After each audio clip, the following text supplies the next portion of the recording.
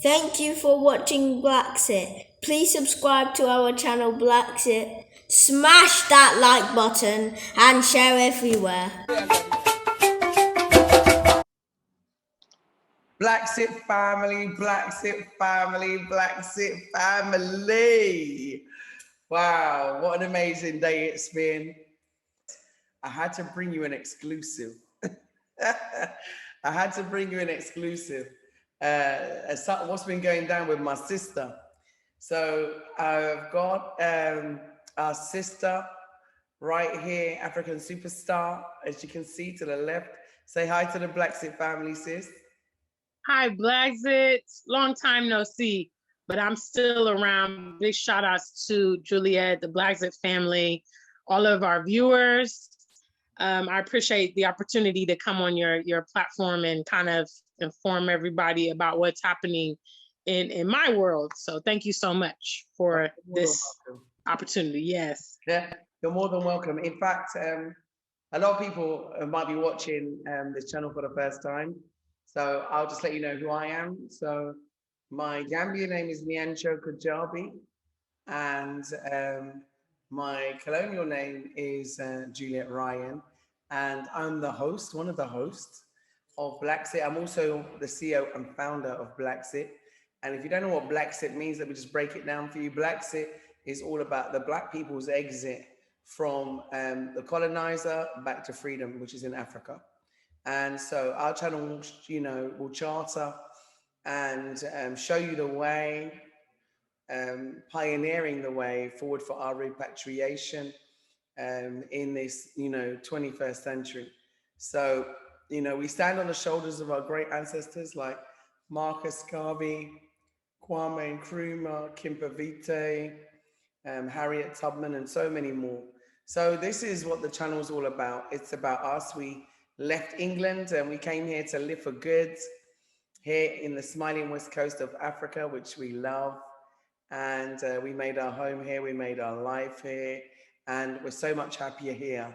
And we're not facing the racism that we were facing there. So that alone makes your life 100% better. But the fact that you don't have any rent when you've already built your house, no mortgage, your energy is powered by the sun, and your water comes from the ground, and you can eat your food from your garden. Oh my gosh.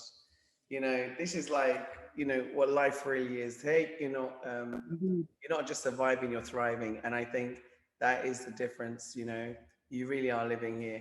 So I'm gonna like pop into my first question with you, because I know I was watching you in Ghana, and you was having a great time actually. And I love the way you was bouging it up, going to all these bars and restaurants and hotels and The life that I live. It's the listen, life that I live. I love the village, and I love the village life. I'm not gonna lie. I love sitting underneath a mango tree drinking a taya, but I also, you know, enjoy a lovely meal in a great environment, a nice swimming pool and a bar, and you know, a mocktail from time to time. Yeah. So yeah, why not? Have the best of both worlds. So you come in Africa. There has been a misconception that there's like a one-dimensional Africa, and there is no Right. one-dimensional Africa. So, I mean, obviously, how was your trip in Ghana? And the next question we're going to discuss is about censorship and how it's affected you. So, let's go talk about Ghana first. Let's talk about the beautiful continent, our motherland, beautiful Africa, and let's Yeah. talk about the beautiful, beautiful Ghana. Excellent. Yes. So for any of you guys that are new seeing me, my name is Gina Ifoe. I'm the one and only African superstar. I'm a fellow content creator here on YouTube, and my channel has basically chronicled my journey beginning in America, moving to the UK for a few years, and then completing my migration last year to Accra, Ghana, which is where I reside. And just like, Juliet talked about, I'm more of a modern Africa enthusiast. I think there's a lot of young professionals, there's singles, there's people that, obviously we are coming from the West, we're quite accustomed to a lot of elements of city life and those kind of things. And for those folks, maybe the rural village life and things like that may not appeal. So I wanted to make sure, you know, that was definitely where I was interested in residing. And that's kind of what I show throughout my journey. I love Ghana. I started traveling here in 2016. I have visited 5 other countries as well: Nigeria, Kenya, Tanzania, South Africa, and Egypt. And Ghana is just my favorite. You know, I love warm weather. It's really warm on this side of the continent. It's sunny, it's amazing. The social life is great. I have not looked back at all. And I'm so happy. And also to cross-reference, you know, Julie, the racism is debilitating in the West. You know, I mean, in America, it's like amplified, but we also deal with it in the UK and throughout Europe just the same. So it's nice to, you know, being Black is not an anomaly here. It's really the standard. You know, you see your people reflected in every echelon of life, from the wealthy businessman to the president of the country to, you know, models and entertainers. I mean, it's a reflection of you. It's just absolutely fantastic. Representation matters.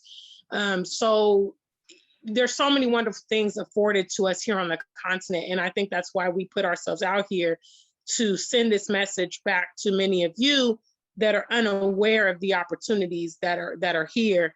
And for those of you that are ready to do something beyond just hope and wish and get the picket signs out and, you know, do petitions, you want to do something that's more practical and that you can actually measure. Coming here to the continent may be the decision that you need to make, you know. Yeah, I mean, I couldn't wait to live in Africa. I'm not gonna lie to you, because I was coming out here since 2011, right? And the first time I came in, I had to leave. I cried so much. Yeah, I cried myself into, I don't even know. You know, like when you start getting, I was like, I cried so Yeah. much, and I knew from that moment that this was my home. This continent, and in particular Gambia, was my home, and Ghana did the same thing for you. And like I said, you know, Africa is a continent, and every country is like a mansion. It's like a mansion with many rooms. You just have to choose one, you know, one that suits you. And you know, I think Gambia's way of life is so peaceful, so free, and so laid back, so chilled, and the vibes is so nice. People love to party, enjoy themselves, and at the same time, you have the kind of reverence that comes from like the religious structure. It's like a combination of so many different things. It's so many layers, so many layers. And I'm a village girl. I live in a village. You know, I love the village. I'm not gonna lie to you. I am total village girl. And listen, the parties in the village are sweet. Okay. Yeah, I believe it. The shopping in the village is sweet. Yeah. And the people in the village are just down to earth. And, you know, you can sit down and talk. You can go out together. I went out, you know, with my neighbor the other day, and they want to build a school, and I'm doing a school campaign to try and help raise money for them to build this school. And so, but, you know, we share in each other.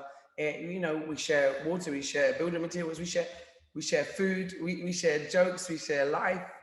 And, you know, it's community. It's community. I think it's true community. When I lived in London, you know, yeah, I had neighbors, and I'm not saying that I had a bad relationship or anything, but it wasn't the same, you know?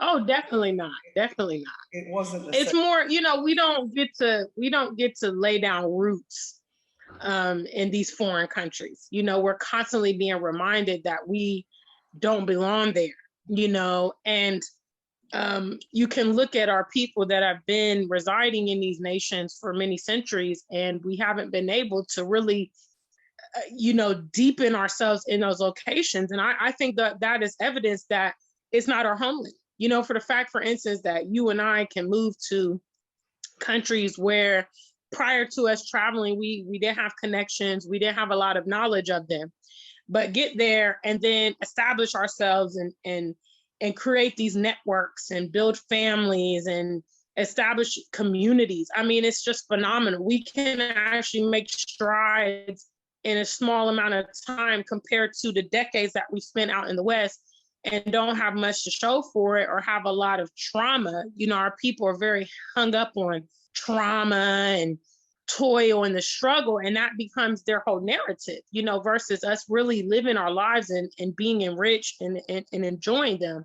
I kind of had a similar experience. I had to travel to the UK a couple weeks ago for business, well, last month for business. And when I returned back to Ghana, it was amazing because like there's some neighborhood kids in my neighborhood that I don't even know their names, but every day they see me, hi auntie, how are you? And you know, the people I go to the gym with, the people I go to the pool, everybody was like, hey, where have you been? You know, I started getting texts probably like a week after I traveled. Hey, are you okay? We haven't seen you. Are you okay? You know, and I really felt missed. Yeah. And I really felt like, wow, people notice I'm not around. You know, like that, it was very profound for me, you know. So these are the kind of things that you can experience on the continent. And I do want to preface, because unfortunately we do have some members of the diaspora that are coming to the continent and they are estranging themselves from the local people. Yeah. Now, if you come to the continent and you don't engage and you don't make an effort to, you know, be a part of your community, then yeah, you can very well be isolated. But I definitely think in the case, definitely with Julia, I mean, she's totally immersed in her world in Gambia, you know, so she's fortifying those relationships with local people, and so am I. And that has been, you know, definitely my safety net here in Ghana is the fact that I have local people advocating on my behalf, helping me with immigration, helping me with situations. You know, but it's a give and take. And I think we definitely need to do a better job on our platforms of accentuating that. It's give or take. You know, don't just come here on the continent and expect everybody to roll the red carpet out for you because you're coming. You do need to show some initiative and interest into, you know, becoming a part of your community and reestablishing your roots if that's what you're coming to do. You know, if you do that, then you can have a lot more success here. Yeah, I mean, I'm actually inclined to agree with you.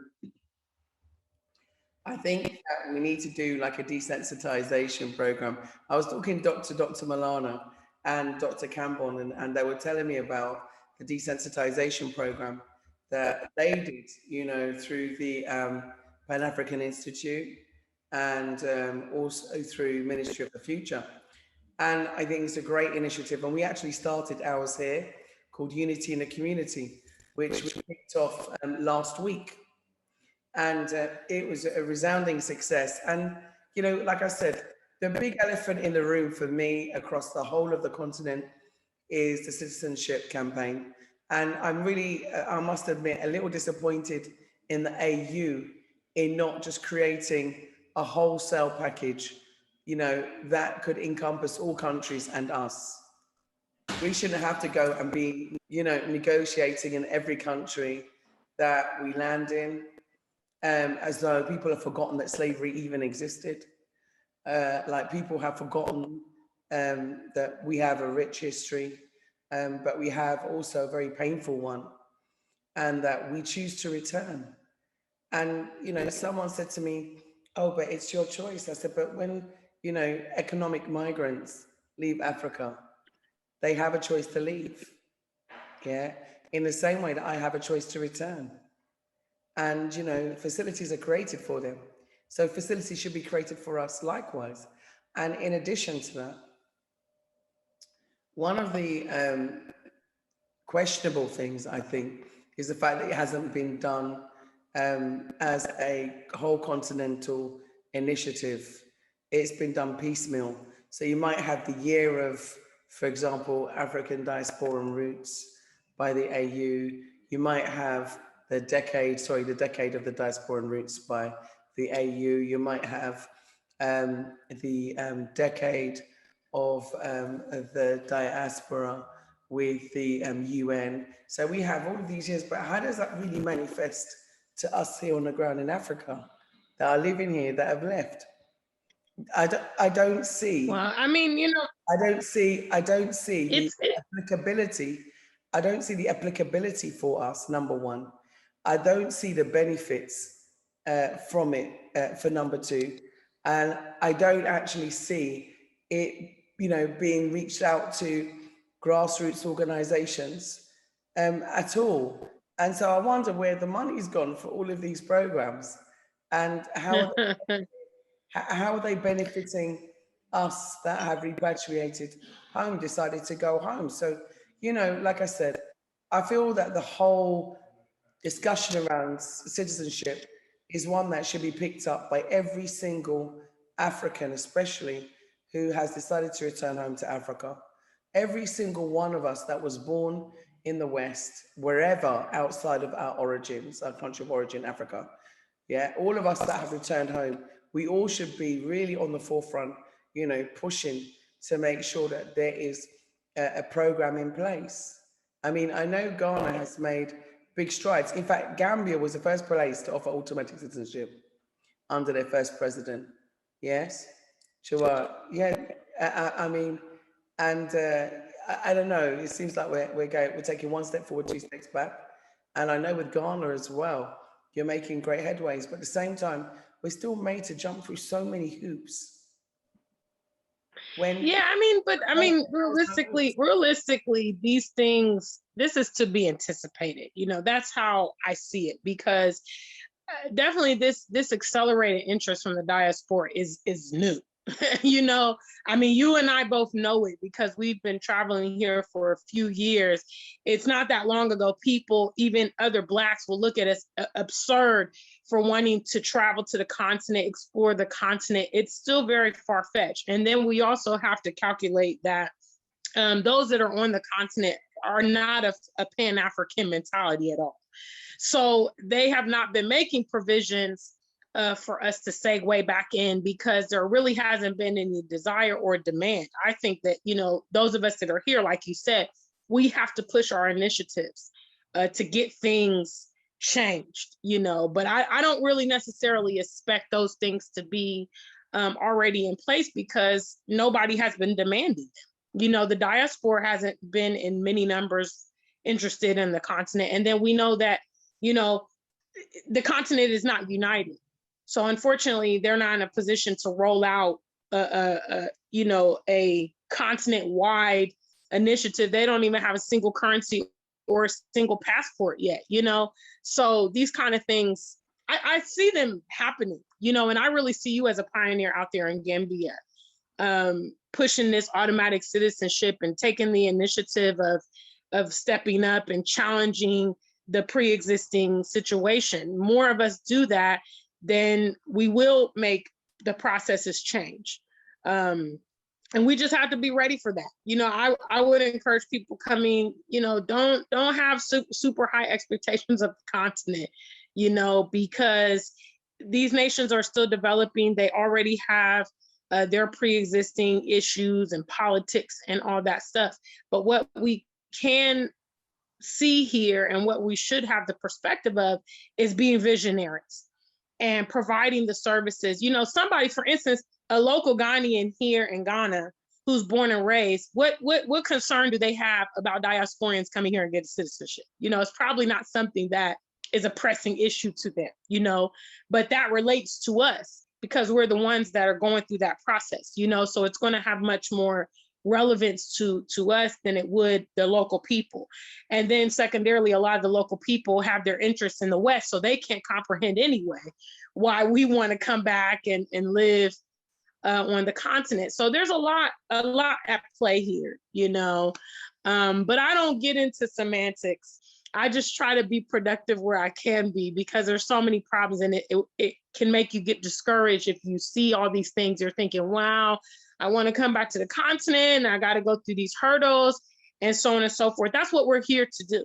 We're here to streamline the process, that in 5-10 years, when people are in the West and they decide they want to come back, that, we, the pioneers, have created the infrastructure, to make that easier. And I believe that we will. There's people like you, there's people like Rashad Makhdi, like you said, Dr. Milana, Dr. Kambon. There's a lot of pioneers, setting out around the continent and being effective in their environments. And we're going to see the fruit of that. We're going to see the fruit of it. So be encouraged. Be encouraged with what you are doing, sister. Yeah, I listen, I'm not despondent in the least. And in fact, I'm really enthusiastic. I'm really excited about the future because, I remember a song, and it says a change is going to come. And so I am always, aware of the fact that change is going to come. And so every day I know there's going to be a different change, different circumstances. Something is going to give. And Absolutely. I think, Kwame Nkrumah, Jerry Rawlings, even Nana Kwadu Adadu, right, who you have in power now, is very much aware of our presence. And we have been coming to Ghana for many, many, many, many years. So it hasn't been a situation where there hasn't been a presence. If you talk about Ethiopia, Sheshamani, if you talk about so many other places around Africa, right, that we have been returning to for decades and decades and decades. So the whole push by the Rastafarian movement for us to come back home, to repatriate home, has been the clarion sound for many, many, many years, many, many decades, I'd say, because that was my message from my dad, who was a Pan-Africanist, was that it's all about your return home. So, yeah, count back. That's sweet. Yeah. And you did it. Yeah, excellent. I'm afraid he didn't live to see it, but I'm here, and I know that basically he's very happy and proud of the fact that we made that step, we made that journey. Yes. And I think also is that I'm not really disappointed in Africa at all. I'm not disappointed because I think as well, when you come from a very Caribbean background, Africa is not dissimilar. The food is not dissimilar. I was still eating yams, sweet potato. Sure, yeah. Yes, today for my dinner I held fast, so I just cut fast, and I tell you I was so hungry. But anyway, right? I'm still eating the same green banana dumpling. You understand? So, and although I'm in Africa, yeah, the culture is very similar for us. So it's not so much of a culture shock. It's more of a smoother integration. But I have found that some people that are like born in, like, for example, I don't know, like New York City, who've never been to the Caribbean, never really traveled out of a certain part of the Bronx or what have you, and they come to Africa for the first time, it's the culture shock. And, I do anticipate. Yeah, absolutely. Because it's like coming out of a concrete jungle and then coming into nature, and it's a whole different set of skills you need. And you come into a new language, new culture, new environment, new climate, and you come into an environment where there actually is hospitality, community, and love. And that for most of us is foreign. It's a foreign concept. Right. And it's not one we've been acclimated to. We haven't, acclimated to that environment. When I first came in, people were really nice. I was just like, wow, Right. What do they want? But the thing is, it wasn't so much that, it was that they were very kind in giving, very kind in sharing. And you're not used to people, like, it's like in England, right? If someone was to like give you, I don't know, like free food on the street, you're thinking, where's that food been? I'm not going to eat that. But then here you see yourself sitting down, and having a bowl of food, enjoying strangers food with sitting down. Yeah. So that is a completely different story. But we sung the praises of our relative homelands. Yours is Ghana, mine is Gambia. To two G's, both beautiful, both in Africa. But I want to talk now about, I've missed your presence. Okay, I've missed your presence online, and I noticed Your original channel has this bed. Now, I don't know if this is censorship. I don't know really the backstory. So I really wanted to bring onto the program also to talk about your recent challenges, as Mm, as a content creator, and also your platform provides a very important marketing function for your brands and yeah. services and products. So how has it affected you, and what happened? Yeah, basically, thank you so much. Basically, I had a platform that I had been managing for over 7 years. Within the last couple years, it kind of had ballooned up, and we were over 11K, 11,000 subscribers on here on YouTube, and my channel was taken down. I received some strikes on my channel. I kind of think that someone was going back through previous videos because, like I said, I had my channel for 7 years and I never had any infractions. And all of a sudden, I had, back to back some of videos that I had posted years ago, because obviously I had over 1,000 videos on my channel. So, these videos were reported, and anyway, they took down my channel. I tried to appeal it and they said they were going to uphold it. So fortunately, before this had happened, I had already established a backup channel, which I'm here on YouTube under The African Superstar Black currently. Some of my viewers, just a handful of my viewers, had already went over to that platform. So when my mother channel went down, I, just kind of reverted back to the backup and started getting the word out. And I thank other content creators like you, O'Shea Duke Jackson, Dynast Amir, Woke Africa Show. A lot of people have reached out to me and given me their platforms to kind of get the word out, because a lot of us share mutual viewers. And I think in as much it was kind of like, it wasn't really shocking to me, because obviously when you talk about conscious topics and when you talk about the continent and you do it in a way that's intelligent and you're trying to motivate your peers, to enact on this information, that they don't want us to be using this medium for that. They want us to be entertaining, doing hair and makeup, all kind of empty entertainment is what is promoted, obviously, through the mainstream. But I think the beauty about the situation that I'm in is the fact that we have created a network.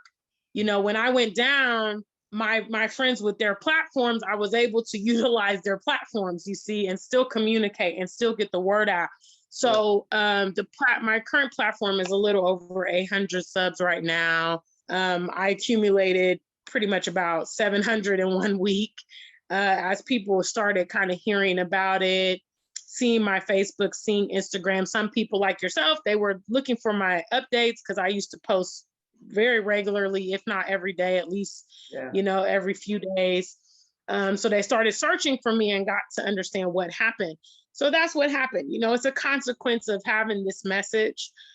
So many other people have also gone through similar things, and some people have even paid with their life. So I'm very grateful that I'm able to start again. I'm in no way deterred by this message. I think that it's very, very important. And I think that our viewers should understand and really be mindful of that. There's a reason why they're shutting down our platforms. There's a reason why they don't want these messages getting out, is because they're valid and they're very powerful. So, don't discount what we are coming here to do for you, and also the risk that we're taking. My channel previously cost me my job when I lived in the UK. And, now I'm having to rebuild, but I carry on. We need to have an attitude of being doers and being resilient and not being defeated, not allowing other people to prohibit what we've come to do. I mean, if you've come to YouTube to share a message, share a message. Exactly. Don't be deterred when the rocks come, the rocky times come, because they will come. They will come. So anticipate it, be a step ahead, you know, plan for it. Try to convey your message in a way that, you know, you can still utilize these mediums without, being targeted, you know, like, so, because some people are very, very inappropriate. Some people are very, you know, they have a delivery that can be seen as offensive and things like that. And they bring additional heat down their path, you know.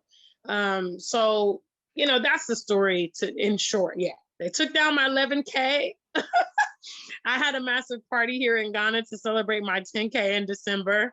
I recently had an interview with BET as well. So I don't think any of these things were coincidences. You know, my platform was really growing rapidly. So that's the case. That's what happened. Well, like I said, I was getting issues, and so I took subscriptions off of my channel because I was getting, like, you know, I was getting cyber harassment, severe cyber harassment. And even now, to be honest with you, some people have taken it out of the internet and even started to stalk me, you know, and tried various methods of harassment, victimization, intimidation, you know, and, you know, false prosecution and persecution too.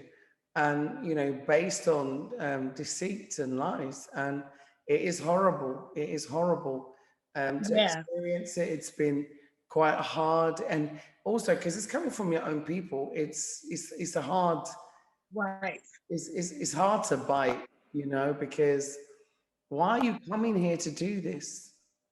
You know, people have gone out their way to help. Well, I mean, they've gone out their way. They have been socializing in those environments, you know. So a lot of the behavior that our people exhibit is learned behavior. And I think some people really don't know how to be free. You know, they don't know how to exist in that environment. They kind of revert back to unhealthy behavior. And I mean, that kind of goes back to what you were saying about, you know, a reacclimation kind of program for people that are coming here to the continent, because what we don't want to do is come here and duplicate a lot of the problems that we were experiencing in our communities abroad. And we also don't want to destroy budding relationships on the continent, because we are seen as a tribe, as a group. Okay, these are the folks, you know, these are the Black Americans, these are the Black British. We get grouped in together. So when one of us comes and misbehaves on the continent, it reflects badly on all of us, you know. So we have to be mindful of that. I mean, I agree with you. I don't know why people would pick up and go through all the expense and all that stuff to come to the continent, but you have people that are followers, you have people that are into trends, you have people that haven't really fully, you know, conceptualize what it means to do this. They're going to come after a few months, get fed up with this and that and the other, and then start to malign the continent. There's all kinds of scenarios. Our people have a lot of learned behavior that is negative. And so they will import some of it to the continent. I mean, it's only natural. They're basically getting on planes and coming over, you know, and if they haven't done the psychological work, they're just going to come with the mentality they've been operating with and bring it, you know, along with them. So yeah, it's unfortunate, but, you know, I did tell you, please, please, please do your due diligence, you know, be careful. Don't take their you know, threats lightly and stuff like that, because again, you know, it can get very serious with some of these people. They're not mentally sound, unfortunately. Yeah, so you got to be careful. I know. I mean, I now have a security team. You know, I didn't have one before, and it's a very strange experience. But the security team is. I know you're a celebrity now, babe. You're a celebrity. You got bodyguards and stuff now.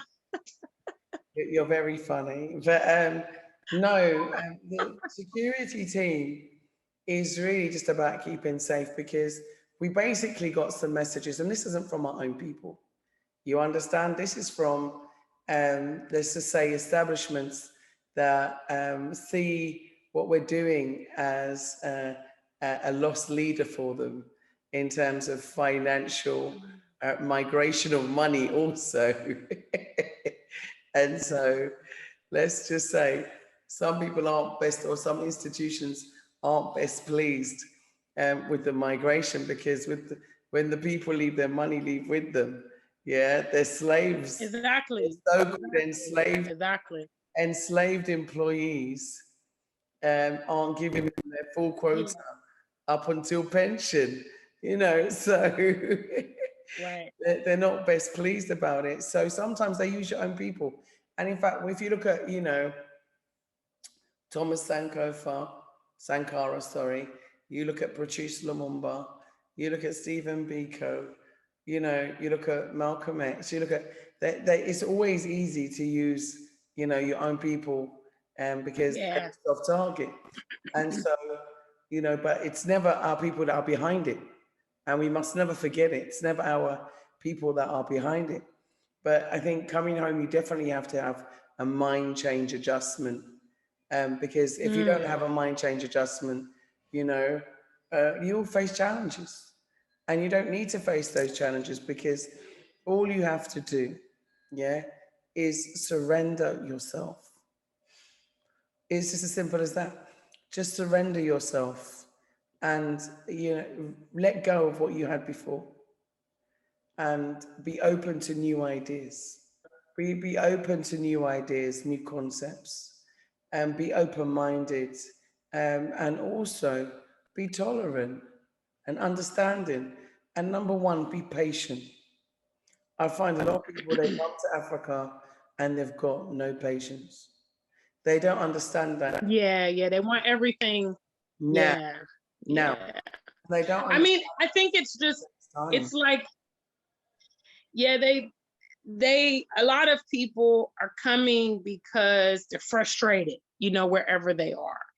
And they're coming with the mentality that, they've wasted time in the West, they've been hindered from progress, they've been under, the racial disparities. So they come and they're just like, I just want to get things going, you know, I just want to get my life sorted out because I've not been successful where I'm coming from. And they do have to understand, okay, even though we're coming to a place where a lot of people look like us culturally, they're different, the upbringing is different, the politics are different. They have their own issues too. When we come to the continent, it's not all about us. We've got to figure out how to, like you said, integrate in and bridge this miscommunication, because there's a lot of it on either side. And I agree with you. We have the mission statement of my channel, which is strategy, maturity, and patience, SMP. And that's what we talk about all the time. When you come here to the continent, exercise SMP, you have a strategy, you have maturity to understand a lot of these challenges are going to be there, and you have patience to see it through. And you understand that what we're doing today, it's not just necessarily for the edification of us as individuals. It's for the future too. It's so that future generations are not going to know the kind of experiences that we're having in the West, because we have been successful in re-establishing ourselves here, on the continent. So I think if you have that perspective, like what Juliet and I display, you will have success. There's one thing that's consistent with diasporians that are having success on the continent, is they exhibit these very characteristics that we're talking about. People that are coming with other means and things like that, I mean, they come and go. They don't have the tenacity to last. They don't want to interact with the local people. They don't have patience. They don't have maturity. They're looking for everything overnight. And they're here today and gone tomorrow. It is what it is. And then there's those of us that have longevity and we're able to make it work. So, do you want that or do you want this? It's a simple assessment of how you want to do your transition to the continent. Yeah, I mean, absolutely. I remember working on a case just recently, and there had been a change in the guidelines and some legislation. So the way that things were done had to be changed. So that means everybody that was in a certain process had to wait now because the process had changed and it had to be all changed again. So they could go through those processes. They created a delay. And I had people calling me, like making all kinds of statements, allegations. And I said to them, you don't live in a microwave society, and it's not everything here is computerized. So you have to wait, you know. Yeah. They said, what? But how long do I have to wait? I said, how long's a piece of string? How do I know? And they're like, oh no, but I want a time frame. I want this. I said, but it's not me doing the work. But see, that's nothing but the West. That's nothing but the West. I need this done right now. I don't have time, you know, and we, again, you're coming here and you don't even realize, wait a minute, I have time now. I can chill. I don't have to be, you know, okay, it's 2 minutes, I'm going to miss the train. I got to wait a whole nother hour. I'm going to be late. So, you know, the domino effect that we go through in the West, you know, things are a lot more liberal here. And I quite enjoy it. I quite enjoy just kind of floating through my day as I feel and not really feeling like so much of parameters, and also feeling like things are flexible. You know, if you go to somebody, you explain your circumstances, they're going to hear you here on the continent. You try to do that in the UK, it's all about the rules. It's all about, this is how it's got to be done. And if you ain't doing it, yeah, they don't care. You know, if you're 5 minutes late for your appointment because of I had this situation in the UK. I had an eye appointment, and it was really crazy. I had this eye appointment at Boots. And so the Boots in my area where I was staying was booked solid until May. So I found another shop that was quite far from me, several hours away from me, near Birmingham. So I took the train there, and one of the trains broke down on my way there. And so I called the lady and I'm like, hey, you know, I'm making my way. The train got delayed, so I'm going to take an Uber over to your shop. And she's like, well, you know, I'm sorry, I can only give you 5 minutes grace. I mean, if you can't make it here in 5 minutes, then we're going to have to rebook your appointment. And I'm like, you know, I'm telling you that life has just happened to me. I'm en route. I'm on the train. There's nothing I could have done about it. And, you know, just not helpful, just not helpful at all. So, you know, we have to kind of realize that we're in a different environment. Just take some time out. My advice to new, you know, repatriates is take some time, like 6 months to a year, all right? And observe your surroundings, okay? Observe your surroundings, try to solidify relationships, try to familiarize yourself with the demographics and those kind of basic things before you start jumping into business and start jumping into that. Acclimate yourself, okay? And that way, things that are a normal part of your everyday life, they won't frustrate you, because you'll get to the point where you understand, okay, that's how this works. Or here, this is how this works. Exactly. And, you know, because there's nothing worse than getting frustrated with things that you can't change. Okay. You're going to be triggered every day by maybe the traffic. Literally. Or maybe, yeah, you know, the delivery driver or whoever or whatever, you know, immigration, you know, whatever kind of things you're gonna be sitting there getting all annoyed, and everybody around you is gonna be like, well, what's wrong with her? You know, because this is normal here, you know. We don't have time constraints, and I don't mind that, you know. I don't mind that. When it comes to immigration, I'm like, okay, yeah, they're you know, they're taking the MIG, but they're not going to deport me out here if my papers are 2 days old, you know, 2 days overdue or whatever. You know what I mean? Like, if I'm in the UK, yeah, you can get frantic, because if things aren't done exactly, then there's going to be consequences to it, you know? So it's different dynamics, but I like the way it is here. I spend most days at the pool, you know, put the pool side, and I just have no time frames. And I think it's amazing. I love it, you know. I've got to say, you know, I'm living a life that I have never lived before. And me too. It's the feeling of freedom, is like the most awesome feeling, and it is totally addictive. It's like adrenaline, and you wake up with freedom. and you have to pinch yourself in the morning to make sure you're still here. Like it feels as though you're in an alternative dimension or an alternative, I'm telling you. and like you've I'm telling you. here, and it's just like it's totally, listen, it's a mind-bending experience. And if you have the right attitude, your life will only improve like 1,000,000% if you have the right attitude. And that's what I was saying. Those people that have come, to try and just, you know what I mean? Just come and try day by day, step by step. As they say here in Danka Danka, yeah? Tutti tutti. We say, we say bokor bokor, which is like slow, slow, you'll get there. You'll get there. Exactly. Ndanga danka, tutti tutti. Yeah? Because at the end of the day, it's slowly, slowly, small, small. And you will fall in love with Africa in a way in which you've never fallen in love before. I swear to you, yeah? It is. I love Ghana. Never smile so much. I have never smiled so much in my, even when, like, I'm out somewhere, and we're sitting there, we're just talking rubbish.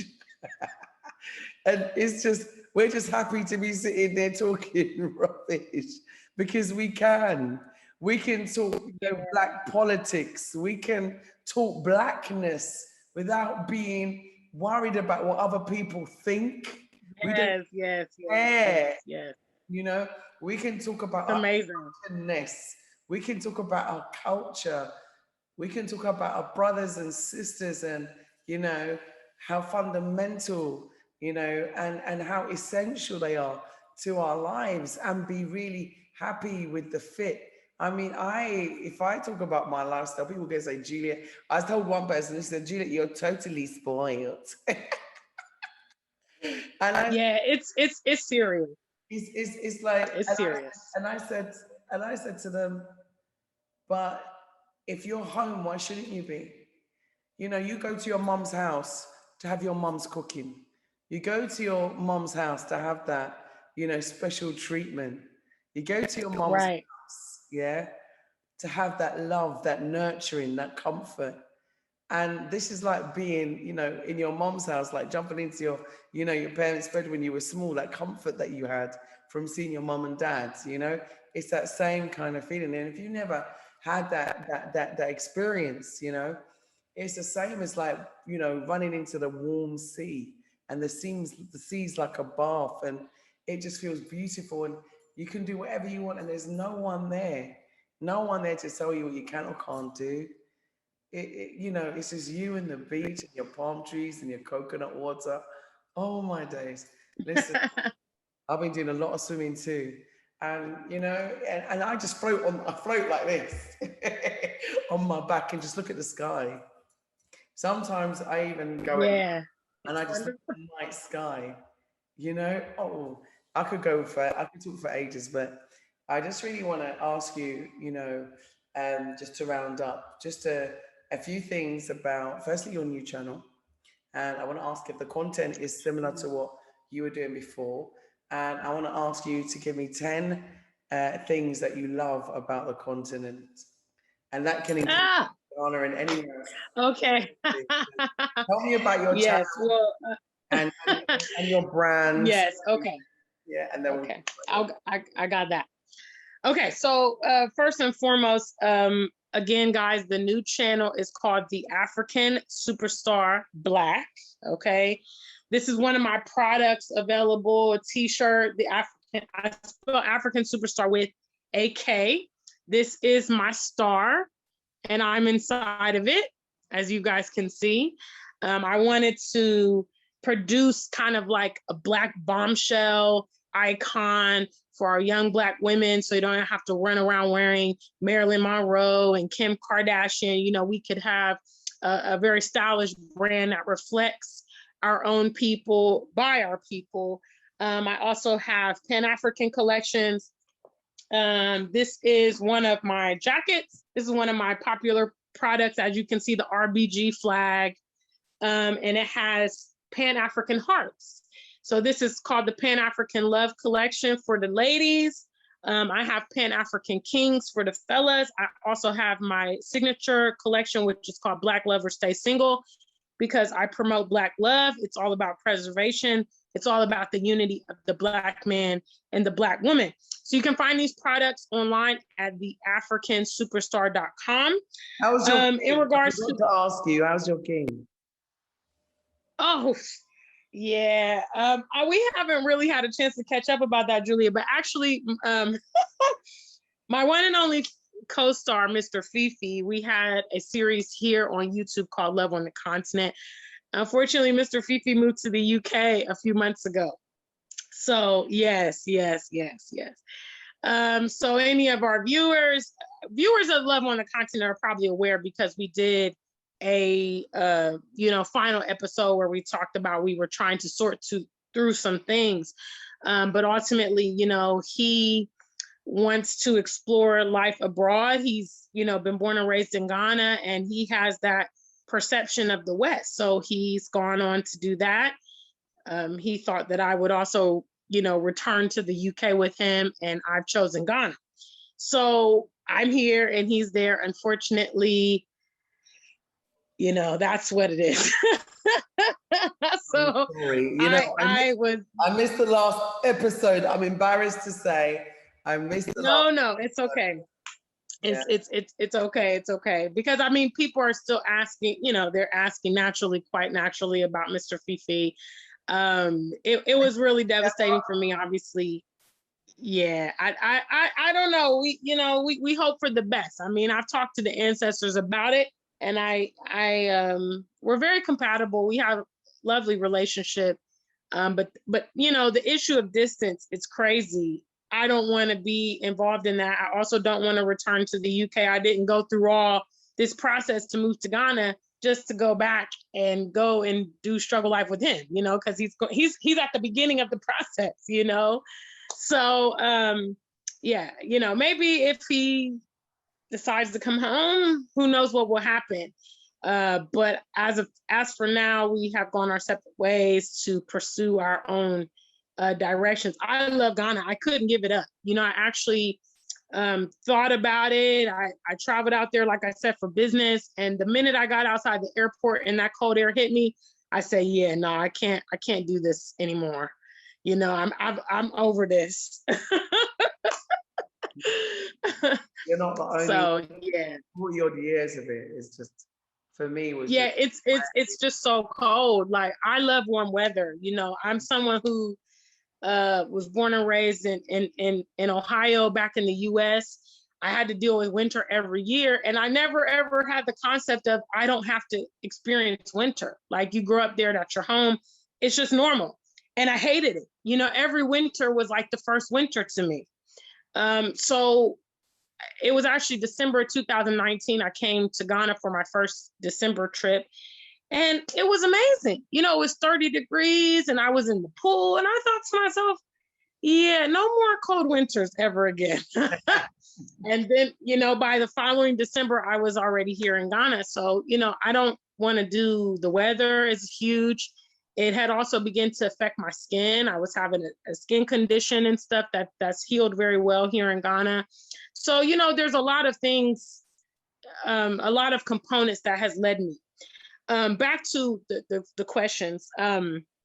My content on my channel is as of right now, I'm retelling the story, because a lot of people are coming over and they don't know all the context, So I'm beginning to tell them about some of the reasons I left the West, the process to coming to Ghana. I've also expanded my content to a lot of relationship-oriented things, because we do need to know how to interact successfully here on the continent to create families. That's going to be a essential way that we integrate here, is by marriage and children and families. And we need to be very careful about how we do that so that we can be successful, So 10 things I love about the continent.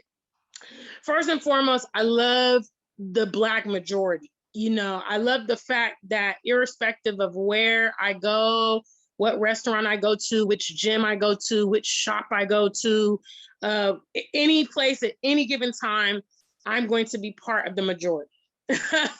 I absolutely love that. Number two, I just can't talk about it enough. I love the weather. I love that, you know, definitely you can relate to me living in the UK. My lifestyle here is not weather permitting. You know, every day it's warm, every day it's sunny. Any day I want, pool, beach, whatever I want to do. It's amazing. I absolutely love it. Number three, I love the fresh food, especially the fruits. The mangoes, the apples are just unbelievable. Here in Ghana, we eat tilapia and banku. It's just like my favorite meal. And it's just so, you know, nice and fresh, jollof rice, you know, a lot of dishes, kelewele, which is plantain. You know, we have great food here in Ghana. I love the culture. You know, we're irrespective of where you are, the cultures are fascinating. The dances are fascinating. The music, you know, the traditional clothing, the meanings behind a lot of things. You know, certainly different names have different meanings and all kind of things that identify. You know, for instance, my Ghanaian name is Akosia, and it means Sunday born. So any Ghanaian person that hears that name automatically knows that I am a Sunday born female. You know, we have those are called our house names here in Ghana. And I love being a part of that, you know. Number five, I love the freedom. I love the no time constraints. I like the get up and do what I want to do when I want to do it. You know, I love that. I absolutely love that. Number six, being Black is not a crime. In the West, being Black is a crime. You know, people see you, you go into shops, they start following you around. You drive a nice car, they pull you over, they question you. They're constantly analyzing you, constantly, you know, measuring you. Here, it's normal. You know, it's not a crime, it's normality. Number seven, the hospitality and the interaction of the people. Yeah. They are very friendly. You know, like I said, I've traveled to 6 countries around the continent, from Egypt to South Africa to Kenya to Ghana. People are very friendly. It's not uncommon for them to open their house to you, share a meal with you, buy a drink for you. You know, these things are very, very common and very, very admirable and very welcoming. So number 9, I'd say the friendships that I've made. I've made some amazing friendships here on the continent. You know, some of our YouTube friends from around the continent, I've actually got to meet them in person. And it's so enriching. You know, like we talked about earlier, it's amazing to be a part of a community, you know, to feel like a vital piece that people recognize when you're there or when you're not there. They look after you. If you're in need, they'll come and help you. It's fascinating. Number 10, I love the cost of living. You know, coming from the UK, we're used to paying big money for small spaces, big money for small things. Here, you know, for instance, I live in East Legon. I live in one of the premier neighborhoods here in Accra. There's lots of mansions and all that. So I don't live in a mansion, guys, not yet. But you know, I'm able to afford a really posh place for a fraction of the cost of what I used to pay for a single room where I had to share a toilet and a kitchen with you know, 4 other people. And I like the cost of living, you know, and certainly if you're able to get residual income from the West, you have, you know, benefits, or you're a veteran, or you have an online business, you're able to bring that to the continent. It goes so much further. You can have so much more money for, you know, more bang for your buck, basically. So those are the 10 things I could rapidly categorize. There's so many things. I think my bonus one would have to be the fellas. The fellas are very, very handsome here. Now, Julia, I can't talk about that because she's already hooked up and booed up. But if you're single and searching, Yeah, I mean, and anybody who did, again, used to watch Love on the Continent, they did see Mr. Fifi, and he was very, very fine. So the brothers here got it going on, you know? So yes. Listen, there is a lot of, And the women are married. equally as I beautiful am married, too. but Yeah. I have good eyes. Yeah. He's And got eyes to see. and I have myself and Adrian, we both agree that they are really beautiful, beautiful, you know, Oh, absolutely yes. gorgeous, you know, stunningly gorgeous, handsome, totally, you know, good looking and fine people here on the continent Yes. that you've been wondering what you was living with all this time when you was in the UK. It's like, Rubbish.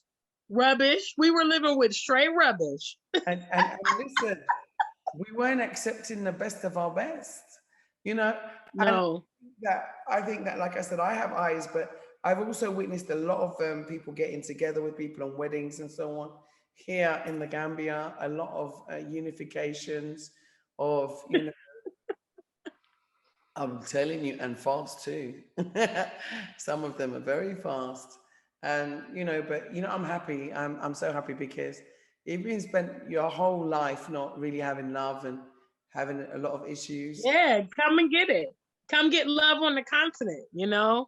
yeah, Come and get that good love on the continent. love, you find someone who wants to love you and love you back, well, why not? You know, I'm telling you, I've seen people all kind of ages, 60 plus, 60 down. I've seen some, listen, some stuff will make your toes curl. And I've got to say, it only puts a smile on my face because you know it's black love. And like your slogan, It's black love. I would rather have Yes. black love, yeah, or stay single. So, you Period. know, That's it. Adrian's gone out. Adrian's gone out, but if he was here, I'm sure he'd celebrate. I mean, I love my husband. I love, you know, being in love You with. guys make a great team. You guys make a great team. You guys are black lovers single goals. Hashtag you guys are goals. You guys are goals because you're able to take your whole family there and make history. I mean, you guys are making history. And that's what I would close on that note. I would say the union of black men and black women, it is just absolutely vital to our future. And we can be so effective when we work together, and not as enemies. And so, definitely come to the continents. If you're single and searching, there's a lot of, single individuals here that may be the matching piece. Certainly I know in my case, I was 100% happy with Mr. Fifi. I mean, I think had he not traveled, we definitely were heading in that direction of marriage and family and stuff like that. So, but we move. That's what we say here in Ghana. You go through the challenges. I mean, I would love for him to come home. I mean, he knows that. We've talked about it. I would love for him to come home. The coldness of the people, the coldness of the people, yeah, the coldness of the weather, yeah, and the lack of opportunities that are there now because of COVID. And also, the kind of just is so dumpish. And when he really sees how dumpish I it is, know. he will realize that he really, is missing home. So not only that, he can't leave a black queen like you and feel all right about it. So he's got to come back. So, Mr. P. We hope that we hope for the best. We hope for the best. But yeah, so in even with that going on, I still am 100% resolute with my decision to be here in Ghana. I love it from day to day. I feel like, whatever happens in my life, I have accomplished my biggest goal of coming back to the continent. So I rest easy at night. I rest easy and I just hope for the best. I'm living life in the overflow. That's what they used to say. When I used to go to church, they would say, living life in the overflow.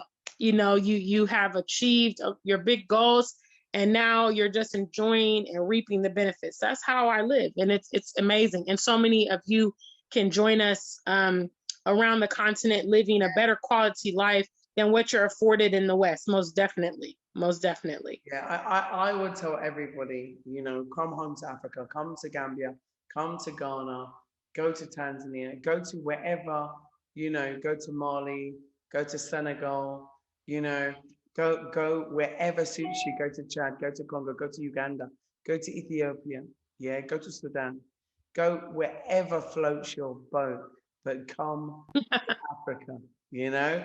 That's what I want to say. Go to Egypt even. But I just want to say thank you so much, you know, for sharing this. You're incredibly articulate and insightful, and a joy. Oh, that's such an honor to hear from you, because I think the same of you. I really do. You're so dynamic. You're such a dynamic person. And I love that. I love our relationship.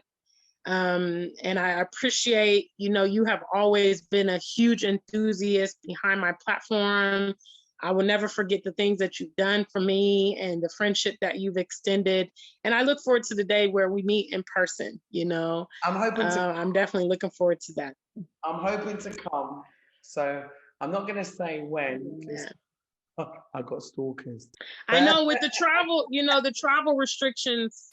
Yeah, it's really crazy because, you know, I was supposed to venture on to Senegal last year for the Africa Day program. And I was going to come over to Gambia as well when I was on that side.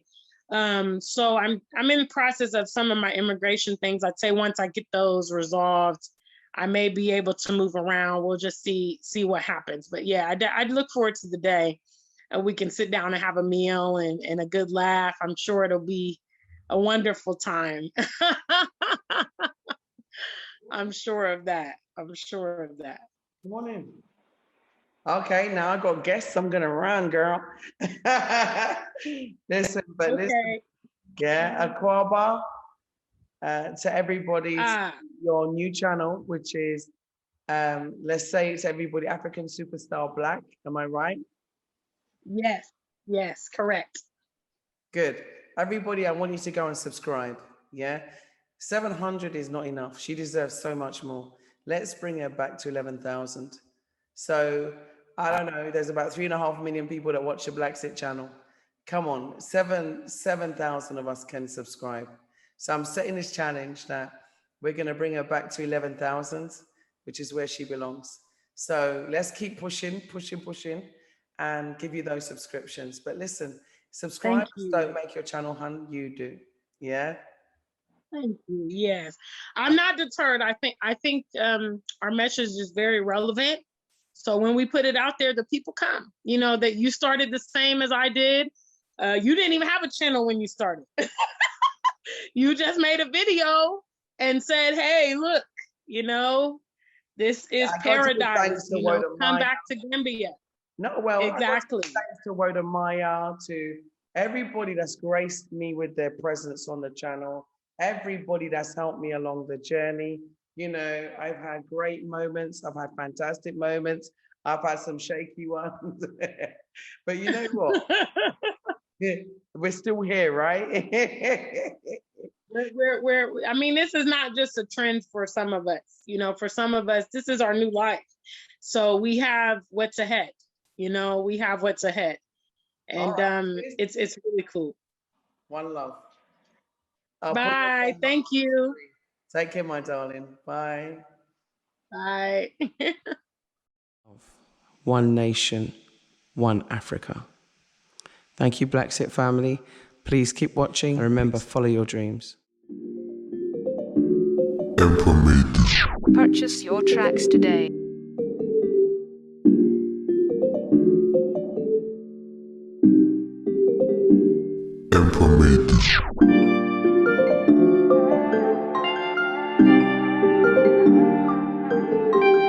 Purchase your tracks today.